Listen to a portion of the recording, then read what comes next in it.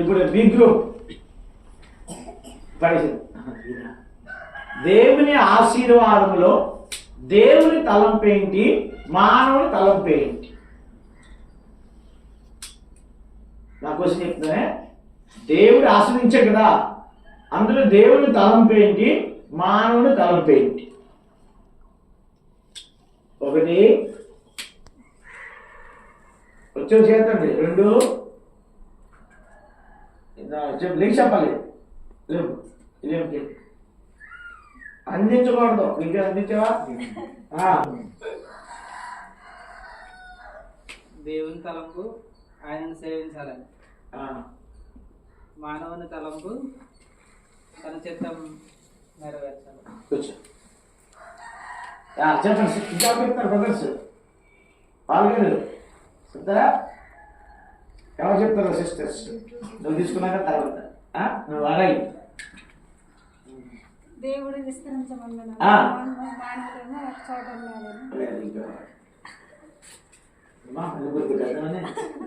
అలా ఎవరు మళ్ళీ వస్తారు.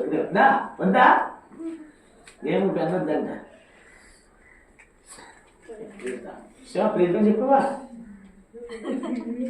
రైట్. ఇప్పుడు ఎవరికి ప్రశ్న? మీ ఏ గ్రూప్?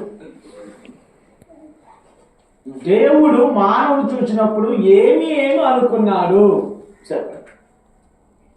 దేవుడు మానవుడు చూసినప్పుడు ఏమేమి అనుకున్నాడు? ఎవరు చెప్తారు? నా ప్రశ్న అర్థమైందా? ఇంకొకరు చెప్తారు. ఆదికాండం 6వ అధ్యాయంలో ఏమేమి అనుకున్నాడు? ఎవరికి చేయదు తొందరగా? ఇది నాకు వచ్చేలాగా ఉందా? ఎవరు కాదా సిస్టర్స్కి? నీకే చెప్పు. ఎలా మాదిరి రాదా? రైట్, చెప్పురా. వారి తలంపుల్లోని ఊహ కేవలం చెడ్డది. వారి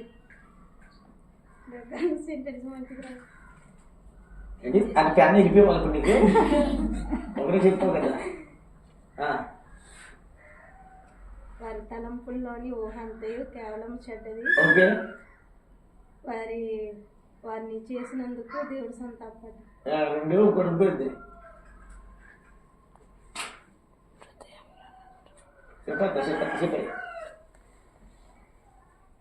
ఎలా చెప్తాను? 3వ పాయింట్